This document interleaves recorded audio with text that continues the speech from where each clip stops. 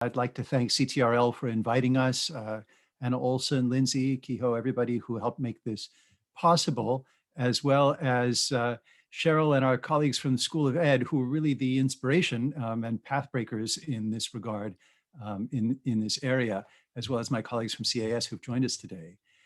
AU and speaking for the College of Arts and Sciences, the college has long been a center for anti-racist research and teaching, perhaps especially in certain departments: anthropology, sociology, history, literature, critical race, gender, and culture studies, to name a few. And this year, at the beginning of this academic year, really prompted by faculty and student response to the horrors and hopes that emerged from the streets last summer in what has become the greatest civil rights movement since 1968, we decided to try to make a difference as a collective where we live and work, because universities can play a vital dual role: centers for research in this area, as well as key formative institutions in the lives of the next generation of engaged citizens and policymakers. So incorporating anti-racist pedagogy across our curriculum and classrooms is something that I heard many among our faculty say they would like to do, and many students saying they would like to encounter. So what we did is that our DEI committee, which includes 5 DEI faculty fellows who are compensated for their time, 2 of them present here today, we undertook 6 months of intensive study of best practices, current resources, opportunities, and models at places like the School of Education, and then launched a college-wide program. It begins from the recognition that race emerges not from biology, but from the socio-colonial imaginary, and that anti-racist pedagogy therefore challenges systems we inherited that perpetuate racism. And so anti-racist pedagogy, as we understand it or have come to understand it, can involve many things, including discussion of the political, historical, and economic contexts of one's own discipline and its conventions, a critical examination of the persistence and impact of racism and racist policies, diversifying course readings and materials to include historically marginalized authors and authors with an anti-racist perspective. It can mean creating an inclusive classroom, an environment that addresses diverse learning styles, self-reflection and professional development by faculty, and indeed campus and societal engagement as part of the learning experience. So we set out a program that had several stages. First were 2 workshops: a foundational workshop on diversity, inclusion, equity, and anti-racism, open to all of our faculty. And the second, a workshop on anti-racist pedagogy for faculty who had either attended the first workshop or who already had some proficiency on issues of race and racism in their own teaching. Both of these were led by expert facilitators from Visceral Change, an outfit at the University of Arizona. Participation was 140 people. Then we issued a document that we put some time into preparing that outlines forms of support for this work in the college and summarizes some of the best practices in our 4 main disciplinary clusters, that is, arts, humanities, sciences, and social sciences. Other CAS folks will speak about these in more detail in a little later today. We also explained to the faculty at large that we seek an increase in the number of CAS courses that take an anti-racist perspective in both content and pedagogy, and that this was not a call to supplant faculty autonomy over their own teaching or to interfere with their academic freedom, and that these courses were not intended merely to be safe spaces, but to apply academic rigor to investigating structures of systemic racism and white supremacy, both in society and in our own academic disciplines. We offered the following kinds of support: discipline-specific guidance on best practices via a handout and links to many other resources, and the opportunity to get advice from CAS faculty with experience and expertise in this area. With help from colleagues in the university library, as well as research assistants, we are standing up subject-specific bibliographies and consultation opportunities to help build reading lists that include often excluded authors and texts with an anti-racist perspective. Faculty experts to facilitate conversations at a department level. CAS has 19 different departments, and these are aimed at not discussing personal beliefs or behavior. There are other venues for that, but concrete takeaways on how an anti-racist perspective can be manifested in teaching, whether in the STEM fields, social sciences, arts, or humanities. We are also providing support to program directors to look not only at individual courses, but at the curriculum at the curricular program level. And to make this easier, because everybody is short on time, we also made available grants of up to $1,500 for 2 or more faculty to collaborate on anti-racist curriculum development work. And we've already issued several of these in economics, music, environmental science, and we'll hear a little bit more about those later. So we have some wonderful examples of how departments and individual faculty have been undertaking this work across the college's many areas, not only in the obvious fields where you would expect people to be engaged in an encounter with race and racism, but also in statistics, health studies, math, chemistry, and so on. We are very excited to see how the faculty have responded to this program that, after all, reflects their own values and commitments and allows us to work collectively on combating racism and decolonizing the curriculum and offering courses that are more up to date, exciting, and rewarding to the students and engage with the vital issues of our time. So with that by way of framing of what the college is up to, let me turn it over to my colleague, Cheryl Holcomb McCoy from the School of Education to talk about their program. Thanks, Max, and hello, everyone. It's so nice to be here to talk about a subject that is really I'm very passionate about and is very personal to me because it's been a long-standing part of my scholarship, as well as my thinking around education in general. So this is just a treat to be able to come and discuss something that, a topic that I am been thinking about for years, and finally getting a chance to do something that I think is really, really needed in schools and colleges of education, universities, and colleges in general. So I want to also thank CTRL also for allowing for us to have this space to have this conversation today. Thank you for doing this. I have colleagues here today, which you'll hear from a little later, Corbin Campbell, who is our Associate Dean for Academic Affairs, who has really taken our anti-racism efforts to the next level. It started as just a reaction to the George Floyd horrific murder last May. We are at the year anniversary. It's unbelievable, it's been a year. And we've even seen a guilty verdict in that case. But the feelings and the emotions from last May remain with us. And this was the impetus for our work in the School of Education around anti-racism. And Corbin really took it and started the conversations with our faculty and staff and students. I also, with me today, are Dr. Ruben Jacobson, who is the director of our Education Policy and Leadership program, graduate program. And he is also going to talk today about his efforts in that one program and what they have been doing around issues of anti-racism, which I think are unique and quite bold. And I have to say, and Ruben knows this, that there were the students in our EPL program that really did rise up after the George Floyd murder and actually challenged us as a school to do more than just be performative in our messaging around anti-racism, that they wanted more action. And I credit the students for actually nudging us in the direction that we decided to go. So I thank them, the students in EPL, for really being the catalyst for the change. And also Tracy Dennis, Dr. Dennis is on, I think, today too, and I hope she will chime in as well. She is actually the chairperson of our Diversity, Equity, and Inclusion Committee, our inaugural committee in the School of Education. And she has taken really the lead in our work around defining what we really mean by anti-racism and also helping us to operationalize it.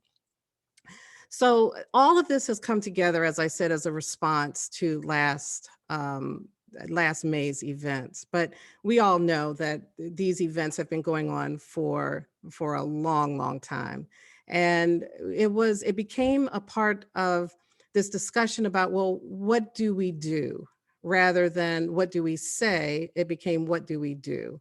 And it was very fitting that anti-racism would be a part of that discussion, because anti-racism to us actually does speak to a very active orientation in the way in which we're combating racism by acting upon the changing of policies, practices, and norms. And so it was very fitting that anti-racism became the piece that we really did hold up high as being a part of our culture. So we made a commitment to developing an anti-racist learning community in our school. I want to say that we are not there yet, and I want to preface everything we say by I see this as a work in progress. It's almost like self-actualization. You're really never truly there. You're always working toward that goal. And so it is a journey for us, and we name it as such, that we're not all perfect, nor are our members of our community all at the same place, nor will we be at the same time, but we're all having our own personal journeys, and then we have our school's journey. And so that's how we begin our conversations. And before we get into the meat of what we're doing, I just want to, there's some important points that I jotted down that I wanted to mention to you that I think that these are very important points, I think, for us to remember. That anti-racism to us and to me is the foundation of all the other work that we do around cultural competence and social justice. These labels are so important. We have been the school that has been rooted in social justice for a long time. We've talked about our social justice principles and how we believe in social justice. Anti-racism, though, is a piece of that, and that is the understanding of how racism is firmly rooted within the DNA of our society. So anti-racism, we believe, is sort of the foundation for all of this other work. So if we truly to be culturally competent, then we must also ascribe to an anti-racist view. I mean, so you can't be culturally competent and not be an anti-racist. We sort of see it that way. That is a basis for our work. We also know and assume that there will be pushback and that some will see this work as being divisive. That's an assumption we all make. And we also, as a part of that, we look out for what we call racial equity detours. You know, folks that will say, well, this is making us more divisive, or I feel, uncomfortable in these conversations. We assume that that means growth, that this discomfort, as well as these, what we call detours to try to get to another conversation instead of the conversation about race and racism, is expected because we don't talk about racism a lot. Very few of us have grown up in households where race and racism were a topic that was discussed. So there is this discomfort. And so we work really hard to understand that and also to overcome that discomfort. The other thing that we have been talking a lot about that we're hearing more and more of is that there's this confusion between anti-racism and critical race theory. And those of you that study critical race theory know what I'm saying, that they are two different things. That, anti-racism work there's an overlay and overlapping with critical race theory, but they are totally different things. And critical race theory is really a theory that was based out of the legal education world and has been applied to education work. But anti-racism, to be an anti-racism, you might study critical race theory, but they are two distinct, very different concepts in and of themselves. So that's really, really important and has been a point of conversation for us in education to make that clear. Also, we have talked a lot about labels, and labels are important. So language is critical to this conversation about when we're talking about anti-racist work, and that anti-blackness and anti-black racism is embedded in our conversations about anti-racism. We have recently been talking about anti-Asian, Asian Americanism, anti-other, anti-indigenous people. And so this is all wrapped into our conversations about anti-racism. It's also important for us to understand the power of language, and that dehumanizing names have been used over long periods of time to further perpetuate racist views. And so the way in which we talk and label each other is very important in our conversations. So those are some points that really have evolved in our year's journey, that we are really paying really close attention to those points. And with that, I'm going to stop, because I'm going to go into our PowerPoint now, and we're going to introduce deeply some of the issues that we have been, and initiatives that we have been talking about in the School of Education.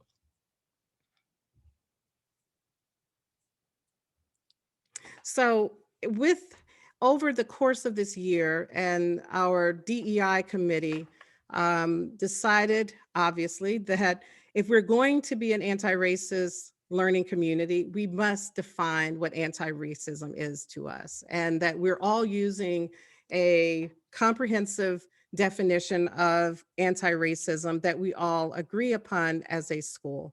And this is the definition that was introduced by our DEI committee, and this is the definition now that we use as a school. As I said previously, we see anti-racism as being an active process that requires an everyday commitment to analyzing not only our students and our curriculum, but also to ourselves, the systems in which we live, in which we work, in which we play within, all of these different systems. In order for us to dismantle white supremacy, we must look at the policies and practices within those systems. So for us, that means looking at the classroom. It looks at looking at our teaching. We should be looking at our advising. We should be looking at our admissions process, academic integrity policies. We've been talking about all of the policies that are necessary for us to really delve deeply into those. All of these norms that we have created within our higher education system, not just at American University, but in general. We also believe that we have to disrupt the ideas. And some of this, what I just talked about, the language that we use. So the language, everything, the labeling of students, the grading in which the grades that we give and how we grade in our classrooms, those are all coming from our ideas about how classrooms should be run, how our students should be taught. These ideas often might be racist. And so our everyday commitment is to disrupting those ideas and those structures and those relationships, so that we're not reproducing inequities in what we do. So you can see in this definition, this is all about policy, practices, norms, systems, and also engaging around the history and considering the important history of how we got here. So, and Tracy Dennis is always reminding us often that, we must remember the historical facts that led to this place, right? And so this critical self-awareness and understanding around the racialized history of certain groups is so important to our practice. So this is our definition that we work from. Also, I have thought long and hard about what are the root causes to, and symptoms of racism within institutions. And often what the students bring us are often the symptoms. They're the top of the tree. They're what we can see and hear, right? But it's getting to the root causes, which is our belief systems, the things that are underground that that aren't necessarily tangible, that lead to these symptoms. And so as we think about racism, we should be thinking about the root causes, and that is the self-awareness. That's what we call interrogating ourselves, naming some of our own biases, our prejudices, our racist beliefs that we all have, that we have to be aware of that, because that's the root cause of why we're doing certain things in the classroom. The students often will name the symptoms, but I feel it's up to us then to get to the root cause. And so this is what we're working from when we're thinking about issues of anti-racism and racism in the School of Ed. So the problem for us is the lack of anti-racist inclusive learning environment. We're a great school, I believe, but we still could do much better in our anti-racist practices. And so our vision for a school is to become an anti-racist school of education. And I keep going back to this notion that we are a process. This is not done, and we are still trying to figure this out. But it is a journey, and I think that's that is what we have to have an understanding of. I think to get this right is that we're learning all the time. Another aspect of the work that we've been doing is around racialized stress and creating and understanding that our students and many of our faculty are experiencing what I call racialized stress. And so our student complaints from our underrepresented minority students, our faculty and staff, the level of microaggressions and macroaggressions that we have heard, still hearing about. Then one student, as he said, I'm not okay with this in classrooms and living space, has also made us really think about issues around self-care and students looking after themselves and having spaces and places where our students can feel that they can go and feel comfortable and sort of refuel to come back. So this notion of self-care and also being in tune to stress related to issues of racism is very important. The reports of low satisfactions from our URM students. And when we talk to students, they repeatedly tell us about the amount of stress that they're under. Also, this notion of what we call stereotype threat, imposter syndrome, all of these kinds of dynamics with our students of color that they're reporting to us. They're reporting to us because we believe that we could do that. It's because of the racialized climate that we have. And so that is what we're really working on. I think one of the other, let's go back, just one of the other, this could be another whole meeting. We could also look at as one of those metrics of racialized stress on campus are the departures of Black and Brown faculty. Because we see in the literature and the research around diversity in faculty that there's this parallel sort of dynamic. Our students of color and our faculty of color are often reporting some of the same issues around feeling comfortable and included. And if we look at the departures of our Black and Brown faculty, there are some clues there that maybe there are some concerns as far as the climate of a department, of the university, of a division, of a school. And so that's something that we're looking at very, very closely, as looking at the level of departures of our Black and Brown faculty. And departures could mean leaving the university, but I also believe that we should be checking in to see who is disengaged from the university. They might be here, but not participating fully. That is another sort of way we can think about departures as well. So what did we come up with as root causes? Just to give you an example of those root causes that our faculty have been talking about, the white-centered curriculum, that we need to make some curricular changes, policy changes around grading, academic integrity, admissions, the lack of cultural and racial understanding, that we need to do more work around the history of racism and oppression and decolonization at AU and DC and higher education and in our School of Education. And so this lack of really understanding our history could be a root cause for some of those other symptoms. The lack of an accountability structure related to racist behavior of faculty towards students and really being accountable to our students' stories. As a part of critical race theory, it is a practice to listen to the narratives of those who are marginalized. And so for us, that means that we should be listening to students very carefully and listening to their stories and then acting upon those stories to get clarification. Something that Corbin Campbell and I have been really, really working on is listening to students and taking that back to faculty and having these conversations and being accountable to those stories. The lack of racially diverse faculty and staff, including the leadership. We're having a data retreat tomorrow where we're going to be looking at how do we look as far as representation across all of our programs, across our partnerships?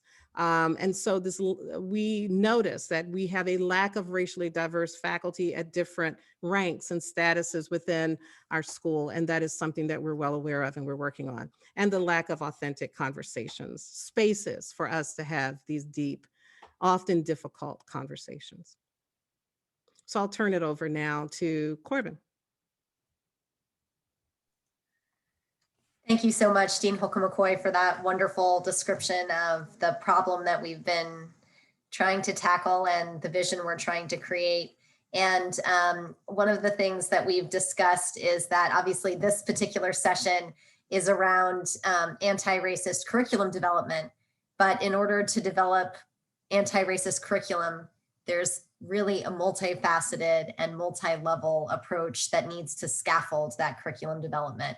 And so this was a model that was shared with us during our syllabus analysis workshop, which really shows that we need to be thinking across multiple levels in how we're addressing anti-racism. And we've really also several of our faculty work in the public policy arena, but our work has really focused mainly on the individual, interpersonal, organizational, and community levels. And I'm going to share just a little bit of some of the actions we've been trying to take in order to scaffold our curriculum development process and our broader process to become our vision to become an anti-racist school of education. And you'll see that we really do believe that all of this anti-racist practice and action needs to start with self-interrogation, because if we continue to play racist scripts, all of the actions that we're going to be creating, all of the ways that we view our policy analysis, all the ways we change our curriculum will still play that out, even if we have the best of intentions, right? So it's really fearlessly and honestly taking that self-appraisal of our own biases and the ways in which our scripts are racist and based in the historical understandings that has taken place in the U.S. And so we've done several things on this, but I did want to point out two in particular. We've been working a lot on syllabus review. We had opportunities for our faculty to completely revise their syllabi based on an anti-racist perspective. And it's been wonderful to hear throughout. We did that last summer. And then throughout this year, I've been getting emails from faculty about what their students are saying about the revised curriculum, which has been so exciting to hear.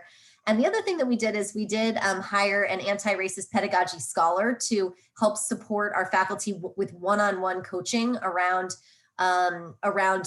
anti-racist praxis. So if they tried to work on anti-racism in their pedagogy in the classroom, and a lot of times that's challenging, and especially if we're continuing to do self-interrogation of our own, and then the powers and structures and identity structures in classrooms, that's really challenging work. And so having someone one-on-one in a trustworthy space to be able to honestly say, this didn't work and why, help me think through it, that's been just huge for our faculty. So I want to acknowledge Dr. Anise Fisher, who's helped us with that.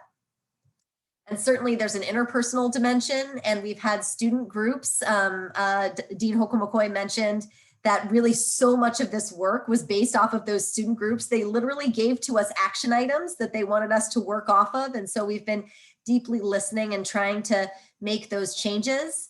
And also I want to acknowledge especially our DEI committee. Dr. Tracy Dennis is the chair, who's here in the session as well, and their work in helping us to develop that definition and helping us to continue to nudge this work or push this work forward for us. So that's been really critical. And then there's a number of organizational dimensions that I think are all deeply connected to our curriculum revision process, anti-racist curriculum revision process. And of course, that has to be centered on anti-racist policy review, but there's so much else. And one example is very thankful to the Provost's office for giving us a curriculum development grant so that our education policy and leadership program could serve as a model, a sort of first pilot to do a deep anti-racist audit throughout that entire program's curriculum. And we have the program director, Dr. Ruben Jacobson, who in a minute is going to talk to us more about that. But we're hoping to use that pilot and then emulate that across the School of Education. And then just to mention a few other things, we need to, change our orientation process so students come in expecting anti-racism. And when they do come in expecting anti-racism, boy, do they push us, which is exactly what we want. We have taken on an anti-racist review of our faculty hiring practices, involving the DEI committee more. One of our programs received a decolonizing curriculum $1 million anonymous grant, which has been amazing in their own work. I've been working with program directors to look at their own curriculum review from an anti-racist perspective. And also we need to think about reward structures. So for example, giving teaching releases to faculty who are engaging in anti-racist leadership efforts across the school. So again, it's these organizational scaffolds that in the end really will help to make that anti-racist curriculum development work, come to life. If we have anti-racist faculty, if we have students who are coming in expecting anti-racism, if we have a curriculum that is devised with anti-racism in mind, all of these pieces come together to hopefully help us to achieve our vision. And then there's so many things, we can't forget the community. As a school of education, there's so much going on that relates to our commitment to social justice and equity and connecting to the DC area. And the one that I wanted to mention that specifically relates to curriculum development is our new partnership with Trinity University, where we have created the CDA, which is a child development degree for preschool teachers, which are often teachers of color, and it's a degree that's needed to help support the community in DC as well. And so this is a wonderful example of anti-racist curriculum development that's developing a whole new aspect of a program to help with our efforts. And then I'm going to pass it over to Dr. Ruben Jacobson to talk about the EPL program specifically and their curriculum, anti-racist curriculum audit. Thank you, Associate Dean Campbell and Dean Holcomb McCoy, for inviting me to share today and for your leadership on our school's journey. As Corbin mentioned, we have the benefit of having had a grant to look at our curriculum in depth. And what I mean by that is really our syllabi. So it's not touching on pedagogy, activities in the class, but what are we telling students they're going to learn? How are we what activities are they going to be, what assessments are they going to be responsible for? How are we conveying the messages of what we care about and value? With EPL in education policy, I think a lot of us, our faculty, think that this is the work that we've always done. But it's always good to have our ears open and to listen to our students, to look at our community, and to get some external perspective as well, to check ourselves, because as you've heard a few times, this is an ongoing journey and you're never, ever done. It's too important to the work. So one of the things we had done before this grant was to take a look at the learning objectives of our program and making sure that equity and anti-racism showed up the way that we expected it to. We then got the opportunity to hire an external consultant to look at all of our syllabi for our core classes, that's 8 classes, to see how we measured up against our values, against our principles of equity and anti-racism. And we looked not just only at what we were thinking about equity from EPL, but we wanted to measure ourselves against the universities' anti-racist goals and actions, the school's anti-racist principles, the Anti-Racist Center and their principles, and also to make sure that our community was engaged in the process. We reached out to our students and adjuncts and faculty and said, what else do you care about that we need to be measuring ourselves against? And just as an example, students told us that they wanted us to emphasize multimodal learning. They wanted us to prepare them to work through and foresee, when possible, unintended consequences of policies and practices on BIPOC communities. So it was really important to us that this was a community activity. And what we did is we had an external consultant, professor from the University of Connecticut, who took, and with some graduate students, who took a look at each of our syllabi and decided together whether or not we met, partially met, or did not meet our values, our indicators of anti-racism that we had collected. So that was the analysis stage, and just wrapped up actually. We had feedback yesterday to our EPL team Everybody got an individual report for the course that they're most responsible for, and then we got a program-wide report as well. Yesterday was the sharing the results and very initial findings and discussion, but that's only one part of the process, where now our team will be looking at that, thinking about how to communicate it with others in our EPL community, across the school, with our students, and most importantly, how to make changes. There were some constraints, as I mentioned. We looked only at the syllabi, not at the pedagogical practices, but that's where our next steps are so important. So Corbin mentioned that we have Dr. Anise Fisher, who's there to help us with our pedagogy. As she looks with us at the results and the findings from this analysis, what does that mean to how we carry out anti-racist activities in the classroom or the online space? How do we change our syllabi so that we are creating a welcoming environment? So we are emphasizing activities that do utilize different strengths, different modalities. How do we include student voice and experiences and value them as part of the work that we're doing? The results, just briefly, I guess I should say, were that we have work to do. We were really strong on meeting the indicators that we had set as a program for EPL, and that's good. We should, in this work, I think, celebrate and acknowledge the things that we're doing well, and push ourselves to do even better, and also look at the places where we're falling a little short. And that's why these other indicators were so important, because they're a way for us to engage in our curriculum, engage in our work with our students against the values that we care about as a university, as a school, and that our community has told us that they value as well. So that's where we are. And this is all about leading to transformation. So that's really the second step in this grant process. We're going to be working on our syllabi over the summer. We have a pretty large program, over 200 students, about 220 students, both online, on campus. So we have a lot of people to consult about this, a lot of syllabi to work on, and we're ready for the work.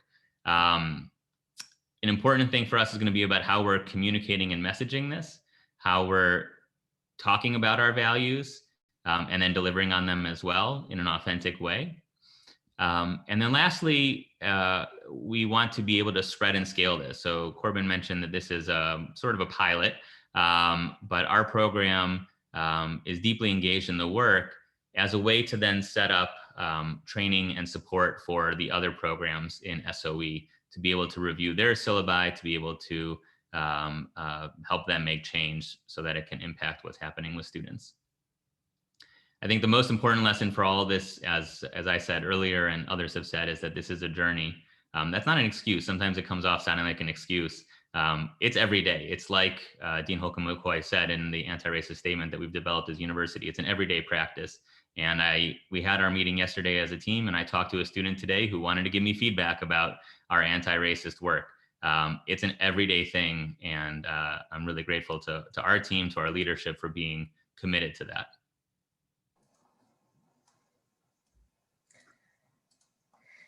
And Dr. Jacobson, thank you so much. It really was so wonderful that the full faculty voted to take that on, that initiative on, and such a testament to the willingness of the EPL program to grow in this way. And I really just want to thank you.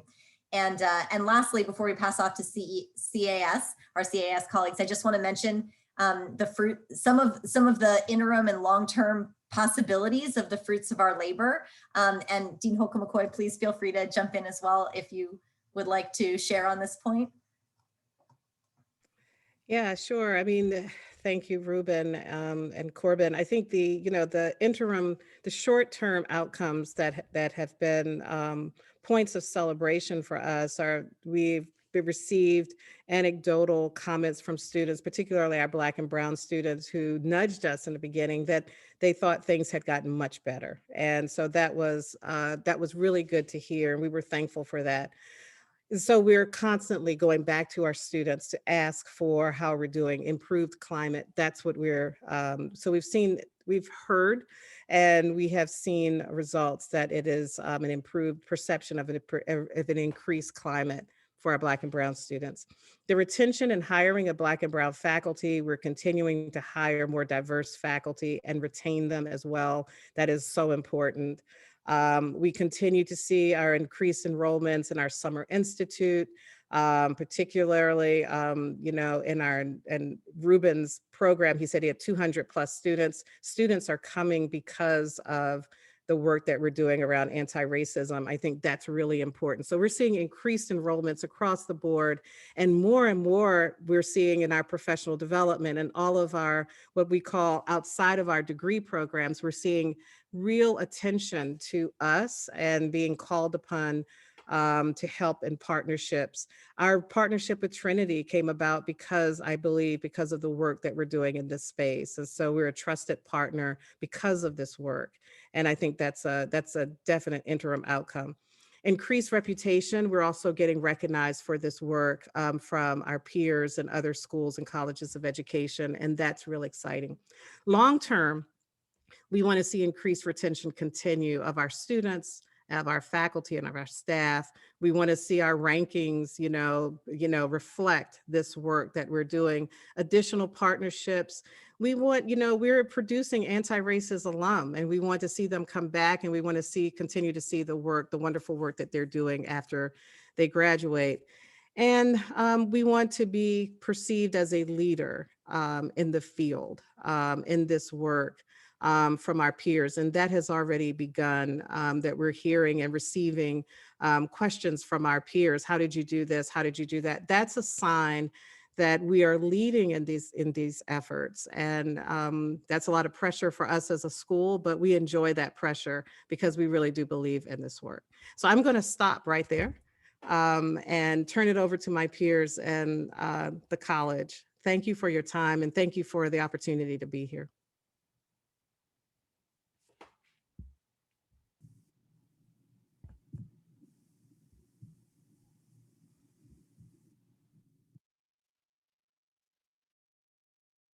I'm actually going to unmute myself.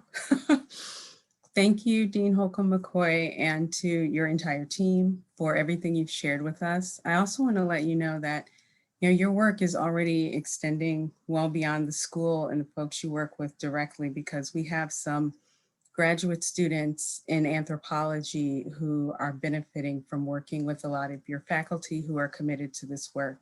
So I wanted to make sure to thank you for that before we get started. Our presentation is going to focus on the Anti-Racist Teaching Practices Resource Guide that we put together. And I want to start out sharing with you all the process by which this happened. And this is important because, to all of the points that have been made about this being a journey, we actually had to take our own journey along the way. We kind of started with compiling resources. We kind of split ourselves up. We worked with Max is the dean of the college, and those of us who are DEI fellows. If I miss somebody, please stop me or call me out. Meg Bentley, Jess Young, myself, Jeff Middens. And then we also had the important input and regular input from folks like Nabina Lebeau, Wambura Fobbs. I know I'm forgetting someone, so somebody please shout out their. Juliana Martinez. Yes, Juliana, yes. Yes. And of course, Nuria.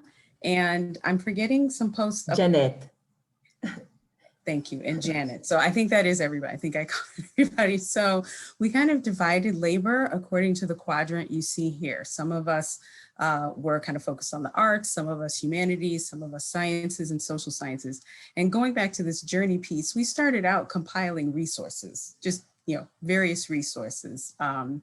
And what we came to learn from that process is that there are a whole lot of resources. And the kind of feedback that we were getting around these resources that we were compiling is that people want to know what to do with these resources. And so we had to kind of do an important cognitive shift around how we were treating these resources, going from merely compiling them and putting them together to offering up resources with a focus on how to implement those. So that's what the resource guide turned into, and we're really, really proud of that.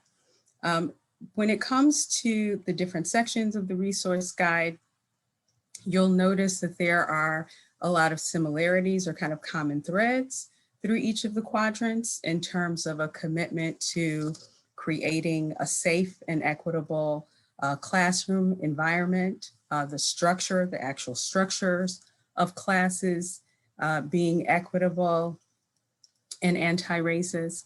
And then also in terms of the curricular pieces and the teaching pieces. So in all 4 quadrants, you'll notice, or all 4 sections, there are common threads around intersectionality, which was already mentioned, this understanding that anti-racist practices and anti-racism is a part of a broader suite of practices and commitments to undermining inequalities. And then also each of the sections addressed in some way, shape, or form how to engage the canon. And that was a place that was it was really generative and really productive in terms of the conversations that we had around that and developing the language to put in the resource guide in terms of how to engage those, because there are some of our colleagues, and we know that there are a lot of people who take positions on the canon that involve doing away with it, and kind of replacing it with the work of scholars that have been historically underrepresented. And what we ended up coming to and wanting to emphasize in our guide is how to engage the canon in a way where you're not getting rid of it, but you're engaging it in a way where you're kind of using it to demonstrate the changes and the aspects of growth and the really important pivots that have happened in these different fields. So that's kind of what we did. I just want to highlight before passing it on some of the disciplinary area specific foci of the resource guide, because I think those are also really interesting to share in terms of the lessons we learned about what the common threads are and what are the areas in which we need to kind of focus on supporting our faculty in a disciplinarily specific way. So I want to start with the arts, because this is a really beautiful quote from In the Spirit of Working Together. This is actually a quote that Jeff, who was working on the arts section, got from one of our faculty in the performing arts. And it says, "The artist's primary tool is the physical body. It is of the utmost importance to allow students to affirm and celebrate their bodies in the process of creation and presentation. It's important to acknowledge and allow the bodies of BIPOC artists to be integral in defining the space." So in other words, knowing that the artist's primary tool is the body, there's a particular way in terms of teaching practices in which different types of bodies are affirmed. Faculty are kind of drawing on a historical understanding of how normative bodies, beautiful bodies have been shaped, and working that into their classroom practices. In terms of the humanities, there is a really nice and really eloquent, by the folks who authored that section, engagement of how to focus on texts, how to pay attention to and encourage students to pay attention to the power relations that are implied in the text, the power relations that shape the inner structure of the text, as well as the overall context in terms of gender, sexuality, race, ability, etc. You're going to hear from Meg, you're going to hear some specifics of what's going on with our science colleagues, but here what I wanted to emphasize, because I think this is so poignant, and I'm really appreciating learning more about how they're approaching this. And this seems to be a central component of their anti-racist teaching practices, how to create a rigorous course that incentivizes students to work hard without kind of structuring the class in this very kind of traditional normative, process of weeding people out, and kind of centering that in terms of creating an inclusive, equitable, and rigorous curriculum. And then finally, the social sciences, of which I'm a part, A lot of our work around teaching anti-racist teaching practices focuses on going back to that piece about engaging the canon, making teaching the history of research methods and changes over time in research methods central to coursework, class readings, class assignments, what have you, as well as looking at how that's involved different types of data, different types of collections of data, etc. I'm going to end with a final example that is something I'd be remiss if I didn't speak to. As a biological anthropologist, many of you are probably aware of the recent horrific news about the desecration of the remains of children who were killed in the bombing of the Move community in 1985. It was actually discovered that the remains of Tree and Delisha Africa have been in the possession of 2 university laboratories. And one of the things that came to me in terms of my anti-racist teaching practices when I reflected on that is that a couple of years ago, I drafted a laboratory contract agreement so that everybody who comes into my laboratory and takes human osteology has to sign this contractual agreement where they state that they understand that the skeletal remains that are available to them are available because the bodies of these people were being treated in ways that they know that they're not going to have to worry about their bodies being treated. And also they have to sign that they understand that there's a particular history and a particular context that reflects the inequitable distribution of power that also makes it possible for them to engage in this learning. So that's another example of some social science specifics as well. And so now, I think I'm going to turn it over to, is it Nuria or Meg? It's Meg. Meg, all right, Meg. All right, thanks Rachel, and thanks everyone, all the folks who have talked before me and all the folks who are here. I really appreciate your time and attention today and being in this community. So I think I want to first start with an email from a student. So Rachel, if you can go to the next slide. So I'm going to read this email, but this is an email that was written from a student to a faculty member, and you'll get context as I read it. And I think I want to start with this because I think this echoes what folks in SOE talked about how students drive this work. And I think it's also a great example of why this work is so important. This is from the student. I would just like to thank you for taking a portion of our class time to point out the image from last week's class. I really appreciated the fact that you felt it was necessary to hold a talk about anti-racist pedagogy. I know science is not a typical field that people tend to bring up these issues, but as someone who is affected each day by this, it's always nice to see professors who care. While I didn't at first see anything wrong with the image, I am very glad that you brought it up to us in class and taught other students that even in science, showing stereotypes is unacceptable. This email was all to say thank you and how I wish there were more teachers, especially in your profession, who understood the magnitude of this issue in STEM. Today was a powerful teaching moment for me and one I won't forget from my AU career. And I love that email because it means that this student, even in 10 years, won't remember the stages of mitosis, but they will remember this moment in their education, and it will be powerful. And so I think I want you all to sort of read this email to inspire you to continue on this journey, stay on this journey, start the journey.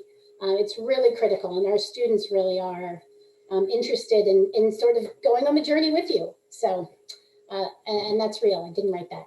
It's so perfect. But if you can go to the next slide. So I'm going to talk a little bit more about guiding principles that I really stress for my science colleagues and STEM colleagues, but I think they really resonate broadly with this work and sort of things that you can think about as an individual when you're working on anti-racist pedagogy. So first, think about how your individual course choices, policies, procedures, assessments, things that we really have choices over in our courses, how they act as gatekeeping to the discipline. This is really important in STEM, but I think it's important for us all to think about in our own discipline. So are you supporting or resisting a weed out culture, right? And that's important because are you holding the students that we see in the classroom up to some norm that has been established previously? Are you comparing them to this norm, or are you deciding they're not what you expect, so you weed them out, or are you welcoming them in? Are you offering the hand? Remember that students do want this, even the science students. I think that's a conversation we have in the STEM fields a lot, that students sometimes like the quantitative fields because they can forget about this stuff. But science is done by humans. Data is collected by humans. It's analyzed and used and applied to solve societal public problems by humans. So we can't ignore it. So I want to resist you from sort of hiding from it at all. Resist the temptation to assimilate or acculturate our students to our current culture of higher education.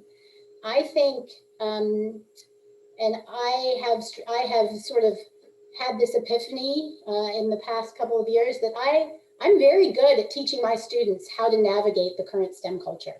I can get you into a lab. I can help you succeed in that lab. I can help you get into grad school. We're very good at that, I think. And that's because we see that that's important to increasing diversity, getting folks in the room who haven't been in the room before. But I think what we have to do is, while we take care of our students and help them navigate the current system, to really, again, think about where we gatekeep, where we can sort of intervene or disrupt the system and change it. And then finally, and this goes along with 3, right? As you're trying to change and sort of match your pedagogy and your programmatic mission and goals with all your strategies and assessments, it's good to figure out where within the current culture you can intervene and you can make small changes, because this is a process. It doesn't happen in one day. It is small, tiny little increments. And so to identify within your current curriculum or your pedagogy or your one course that you're responsible for, places where you can make a difference has meaning. And that will ebb out to other faculty. So I just want to, within that context of number 4, I just want to talk about one thing that exists at American University. So we have that sort of works to create new avenues in current systems that we have. So we have a grant called it's from the National Science Foundation. It's the Innovation Corps, or I-Corps. It is not run by me, it's run by some other colleagues in biology and biotechnology. And I can drop some information about it in the chat in a second. But it basically, the Innovation Corps teaches our science students about entrepreneurship. So I think it's really a nice example of how of anti-racist curriculum principles that think about different avenues for how you can enter the STEM field or the STEM profession. So a lot of times we think of the path that we were on and we think that that is the right path and we will train you through that path. But to really think about alternatives to what you can do with a biology degree. It's not just medical school, PhD school, but there are other entrepreneurial ways that you can take your STEM degree and actually have impact on a community, or listen to what a community needs and work with that community. Like SOE talked about, the community is so essential, right? Work with that community to promote change. And so that's just one example. Yes, please go to the next slide. Thank you. So just a couple of action items or really specific things that the STEM folks are doing. So I think it's really important to read if you're interested in doing this work. There's, like Rachel said, there are so many resources out there. It kind of gets overwhelming, but just start somewhere. And these are just 3 books that I think are really helpful to just read and discuss with your colleagues. You know, we don't have all this time this summer. Pick up one and grab a friend and eventually go to coffee and talk about it. These are really high impact books. And if you can't read the books, there are certainly other resources that we can make available to you.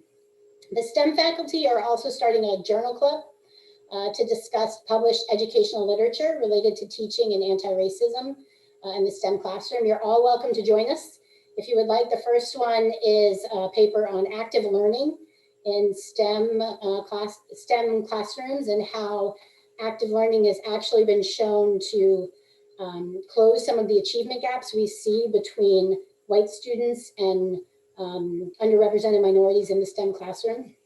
So please join us. We'll send out information about that. The Initiative for STEM Education, Equity, and Ethics is also going to launch a faculty learning community that includes staff and students, two essential cohorts with faculty. So we're going to launch in fall 2021 to sort of talk about some of those things that Dean Holcomb-McCoy mentioned earlier about talking about accountability systems. How do you, how do you have authentic conversations around identity and bringing your whole self to the classroom? How do you learn about the historical and cultural racism that is embedded in higher education? So be on the lookout for more information about that. That will be starting in the fall and then actually go a full year with some courses, newly designed courses for the subsequent year. And then if you're really into STEM inclusive teaching, there's actually a free online course that starts June 15th called the Inclusive STEM Teaching Project, open to anybody at any level, so graduate students as well, and is meant to create a set of inclusive practitioners who are no longer gatekeeping, weeding out, and thinking about these things. And so with those specific things, I'll hand it to Nuria to finish up, and then we can go to questions. Thanks. Thank you very much, Meg, and thank you everybody for being here. It's really a pleasure. I join my colleagues in thanking CTRL as well. And I want to say that this is to acknowledge that CTRL also has a wonderful project with the Inclusive Pedagogy Fellows, and we're working together with them. So thanks to Amanda Taylor and to Brian McCone, all the DEI fellows, the DEI officers from the different schools gather in CTRL, now virtually, of course, and do a lot of work together. And as Cheryl was saying, what we do with this anti-racist curriculum development project, this is part of the inclusive pedagogy as well. She described how much this is the foundation of that idea of inclusivity as well. And with that, I would like very briefly to go back to the slide that you had, Rachel, with all the departments in CAS before I go into, yes, because the foundation of our document was thinking about what CAS offers, who are our students, our professors, our staff, who are we? And what we did was just to have the 4 clusters, as you can see, arts, humanities, science, and social sciences. And the departments, as you can see, you cannot have all the departments really kind of, within one of the categories. You do have a lot of intersection there. So the document, I want to be mindful that the document also tries to be faithful to these intersections. And that's why I think working together, and I've learned so much with my, DI fellows and DI colleagues about the different ways we can approach those different disciplines that many times are so much connected. So I'll go back to my slide here just to let you know that there are a few things, or some things that we are doing that I would like to let you know. I'm mindful of the time, so I'll try to do that, with just a few minutes so we have time for questions. And I just also want to say that the things that I'm going to just describe to you now is not like a kind of celebration of what we're doing. I am very much aware that this is a journey, as everybody said before me, a journey that has a lot of, is quite rocky sometimes. So, but as any bottle, you can see the bottle half empty or half full. I think we try to see the bottle half full, knowing that it's also half empty. So, and I just want to say that what we're doing as a college, we have, as Max described before, the DI officer and fellows that have been key for this effort. But these are gathered into what we call the DEI committee with the 2 postdoc fellows that we have for academic diversity, and Wambura and Janet that Rachel was mentioning. This has been a wonderful team that has been joined by CAS lead fellow or director, who is Nabina Luward, who I think she's in the call. So this is a group of people that have kind of, and I know that this has been said, I just wanted like to present it as, you know, for what is coming. So we work on the AR curriculum development that I post the document in the chat for you to have a look at it if you like. And that was accompanied by grants, the grant to support CAS Antiracist Curriculum Development Initiative. We have already had some applications for that grant. This is quite recent. And that grant, what it does, and it's a grant from us, from CAS, is to support collaborative work by 2 or more CAS faculty on anti-racist curriculum development projects, such as building department or program bibliographies or subject guides, or development of course that can be taught sequentially. Sequentially. So what we have done is to put emphasis on the collaborative aspect of that work, of that project. And we already have grants being approved for music, environmental science, economic. So you can see that there is, you know, as we are in CAS diversity of disciplines, that we kind of work together. We also, as Max was saying, have kind of a created networking group so we can talk to each other, coaching support, the resources that Rachel was mentioning. We had workshops, we do mediation, facilitation, and I want to put emphasis now on some of the practices and some of the experiences that we have had from colleagues across the college. So Rachel, I think I'll move to the next slide, which will be the last one. And with that, I just want to give you like a sample of things that we're doing. And for instance, we know, and this has already been said several times today, that the social sciences, studies of inequality from anthropology, from sociology, from our critical race, gender and cultural studies new department, these are the ones that, as Max was saying, are the ones that are the obvious kind of carriers of this project, because their own disciplines are the ones that tackle the issue in a theoretical way and in a critical way. However, what is very fascinating, at least for me, and I think for our colleagues working on this, is how much there are many, many other ways you can address issues related to anti-racism when you tackle it from a pedagogical perspective and approach. So we have this project in statistics and data, which is housed in math and stats department. Some professors are working with raw data from, you know, the labor department, data that is directly linked to census from poverty, the poverty data from the US Census Bureau. We have data from health insurance coverage from the US Census Bureau as well, house income, incarceration. So we have raw data that the students are working with this data in a critical manner. And this is just something that we really value, because we think that opens up a new way for the students to be, you know, working on statistics, but using data to reflect and to do that self-reflection that from the beginning Cheryl and Max were addressing and pointing at. We also have a new boot camp. This is from the Department of Math as well. And this, you know, this camp is specifically addressed from, you know, to emphasizes the work of historically underrepresented groups in STEM fields. So this is also quite targeted. We have a new committee in biology that is called Promoting Anti-Racist Curriculum PARC. And this is just brand new to work. You know, the department has created this own committee. We have a lovely course in chemistry called the Chemistry of Cooking, where you can see that they question who is a chemist. A chemist is somebody who has hegemonically being recognized as a chemist, or you can be a chemist when you work with elements like, when you cook. And they have displayed cooking from different parts of the world to understand how connected, the use of materials when cooking is also with chemistry.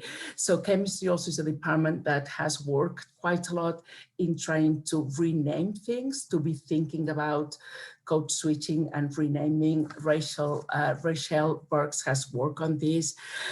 We have in our Department of Health Studies, they are launching tomorrow actually through a retreat, a whole project on course reviews from an inclusive pedagogy and anti-racist curriculum pedagogy as well. They are taking the decolonization of their syllabus as one of the legs, but the other leg also is the anti-racist curriculum development based on the document that was written some months ago. We have, like in the Spanish program, in WLC, a course that is business Spanish class, they take students for their final project, they go to Latinx entrepreneurs and they interview them, and they realize that Latinx people are not, only the workers that might be, doing some kind of work, service work. They also can be entrepreneurs, they have business, but they also get more familiarized with the struggles that they go sometimes through, just because they are stereotyped and they are seen as, Latinx people that might not have the tools to run those business. So, when you talk to the faculty being engaged in those projects, you can see how much the students are absorbing and are really processing this kind of work, which we think is at the core of this anti-racist curriculum, the development that we want to address. We are also happy that, from the Department of Literature and Writing Studies, they have collaborated with the library Anti-Racist Praxis, which is a wonderful tool that the library holds. And these are just a few of the things that I thought, we could highlight of this effort that was framed through our document with those 4 legs that are in constant dialogue.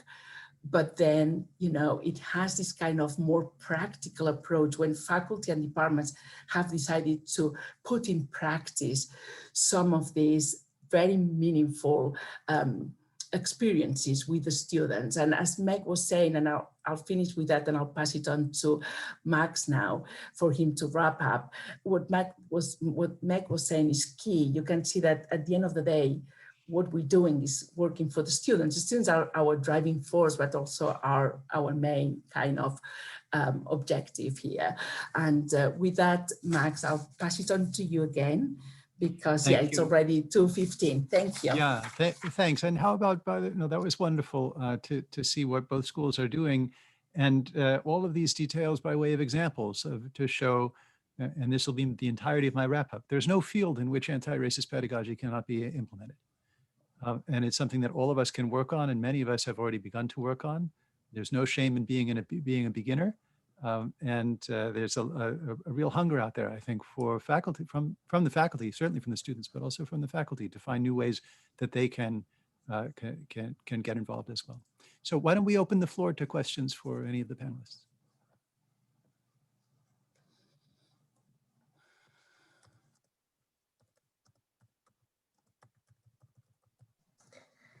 And feel free to raise your hand in either virtual or I'll do my best to scan to see if we can see you, if you'd like to ask a question about anything we've shared today. Hi, it's Tracy Dennis. I sent a question to Lindsay. I'm not sure if she got it, but it was about the workshops that were featured on the slide. What is some of the content of the workshops that are offered? Is that for CAS? Yes, I'm sorry, for CAS. Okay, I'll talk about the last one we had, and maybe Max can provide some more insight, because we had two that were facilitated from an external, facilitator, but we had one which was for a STEM faculty, and by the time we wanted to have maybe somebody external, but it had to be somebody who was really in academia, who could understand, and we just decided maybe it was a little bit like rushing it because we wanted to do it before the end of this semester. And all this project started really to have some kind of visuality by February, so we didn't have that much time. So we decided to do it in-house.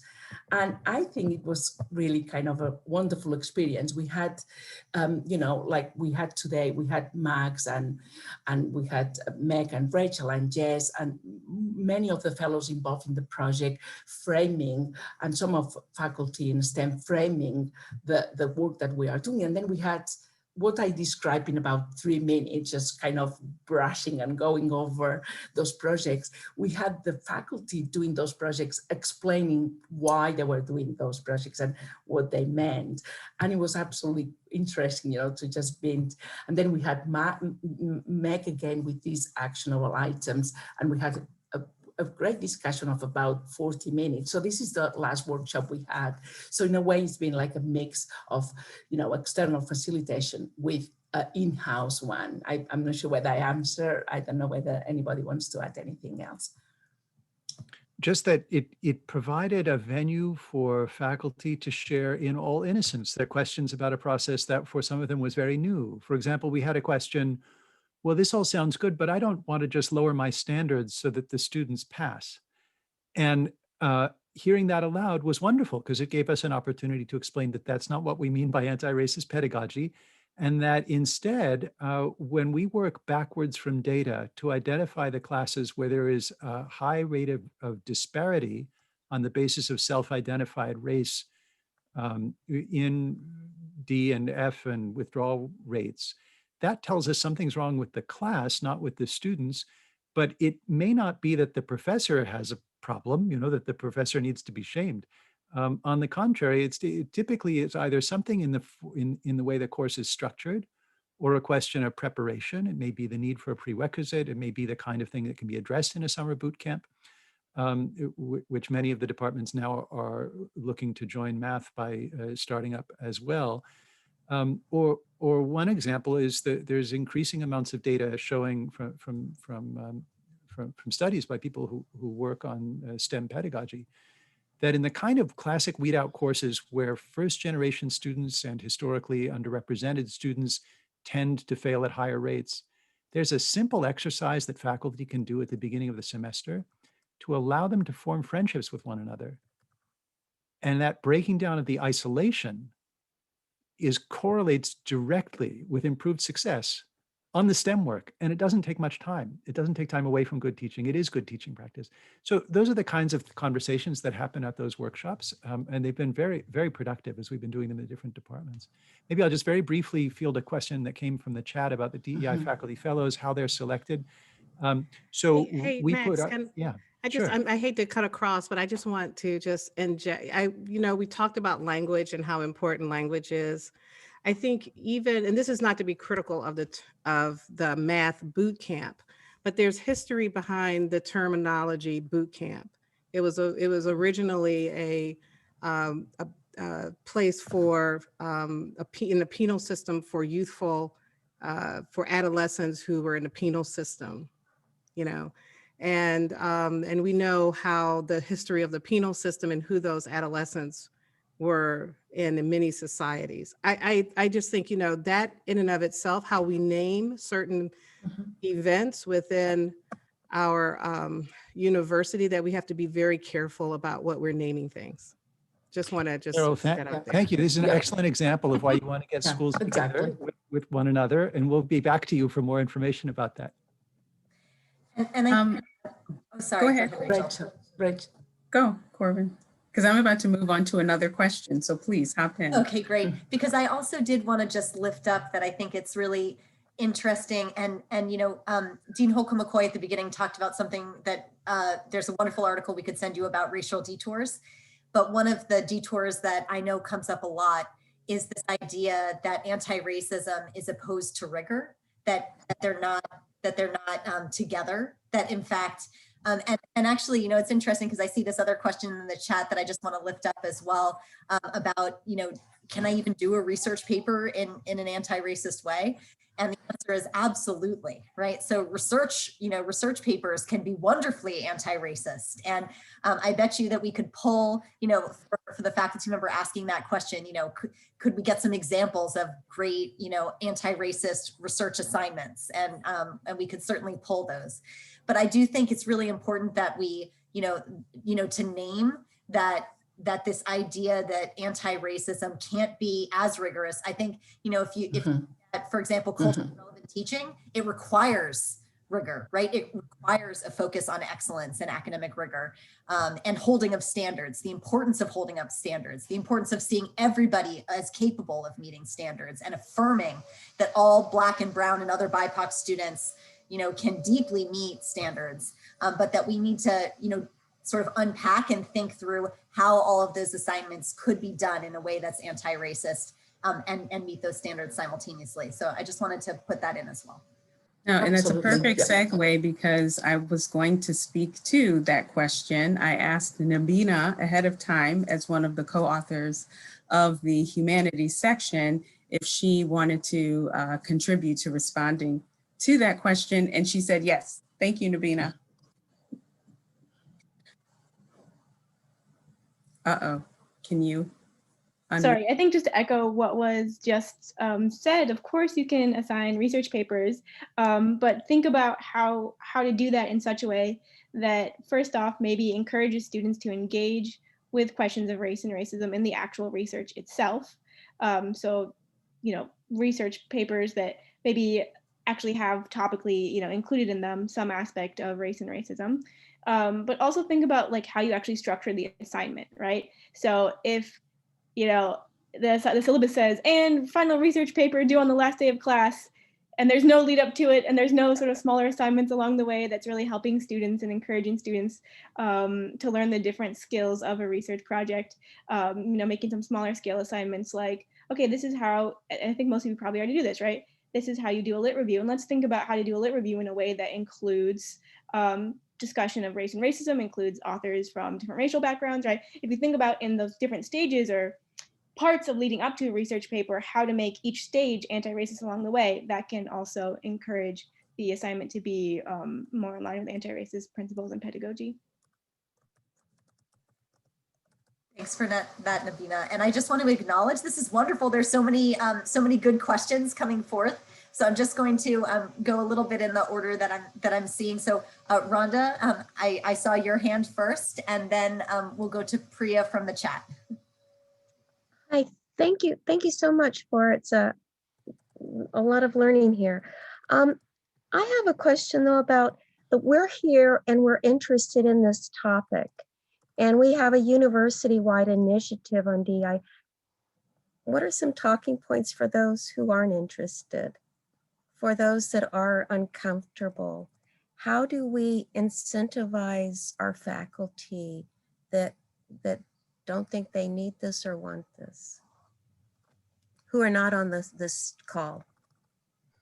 I'll take a stab at that, but I hope others will join in. So first, the university is incentivizing it in the sense that we are soon going to have guidance or communication about how it will be possible to report one's activity on DEI work in research, teaching, and service. And that'll be true for the merit pay process. It'll be true for promotions, et cetera. So that's going to create an incentive for people to have something to report there. And as we explain in general messaging in the college, here's a good way to do it. If you're the kind of person who responds to that or is wondering what you can do, here's something you can do within your current practice, because everybody's almost everybody is engaged in teaching in one way or another. Another one is to try to create, for lack of a better word, a safe space for people who are nervous about entering into conversations in which they're not skilled, they're not equipped, and they feel as though they're going to step on a landmine by saying the wrong word. And to say, you know, this particular process, there are other processes that may be about self-education in that way, but this particular process is aimed at sharing pedagogical skills we welcome beginners and to try to create an environment in which they'll feel welcome. And then finally, and I say this as somebody responsible for a college with 400 full-time faculty in it, we're going to leave some people behind, and that's okay. The community can still advance, and we don't have to bring everybody with us. And more to the point, and speaking of racial detours, we don't have to let the slowest among us be the ones who determine the pace.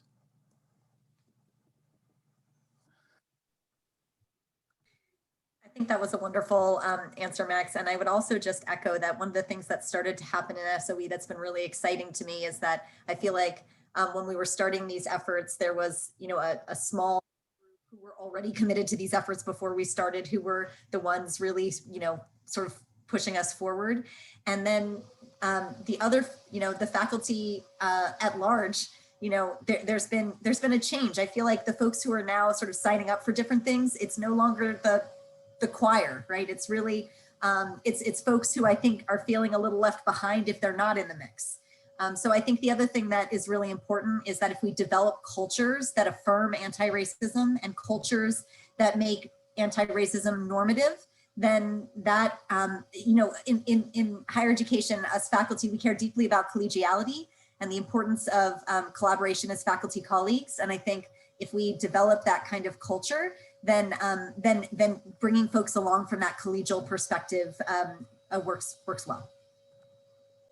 I just want to, I think what Max and Corbin has said, I agree with everything they've said. I guess, my only period to their sentence is that I don't believe that we can change the hearts and minds of people, that's really difficult to do, right?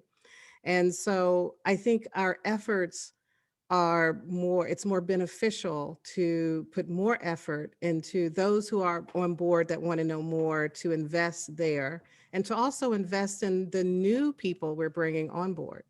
So as we bring new faculty in, new staff members, new students, our efforts should be around ensuring that the people that we're bringing on folks that understand our core values as an institution, and this being one of them. And I think that is of utmost importance. I think we can I've spent a lifetime trying to change the hearts and minds of people who just have no interest in changing. And I think it's worth it to give it a try, but I wouldn't expel most of my energy there. I guess that's what I'm saying. So as you think about, everyone doesn't have to come on board at the same time either. Right? So as you start this journey, you know that you're going to have this core group of folks who are passionate and energetic.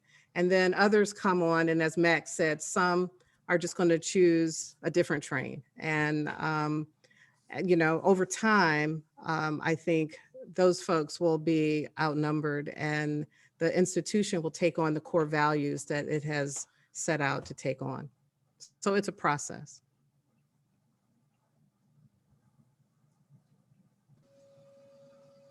So wonderful. I am cognizant that we are just about at the closing time, and yet there's still so many good questions around academic freedom, around other issues related to, I see many questions about the fellows. But unfortunately, we really are right at our closing time here. And so I don't know if any of our panelists would like to say any final statements that either relate to some of these last questions or anything that will sort of wrap up for our audience here. And I encourage anybody whose questions didn't get answered, please do reach out to us. Please. If I can speak for my CAS colleagues and SOE colleagues as well, please feel free to reach out directly as well. Absolutely. Priya, I'll send you an email about the fellows process. Thanks, everybody. Wonderful panel. Thank you all for participating, and thanks to the audience for taking the time this afternoon. Yeah, this was great. Thanks, everyone. Good luck. Thank you. Such important work. Please be Thank you, inspired. everyone. Nothing more important than this.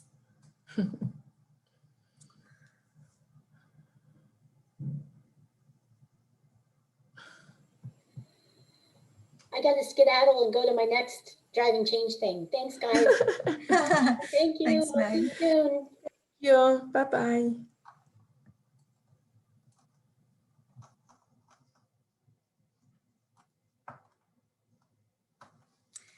Lindsay, thanks for all your help.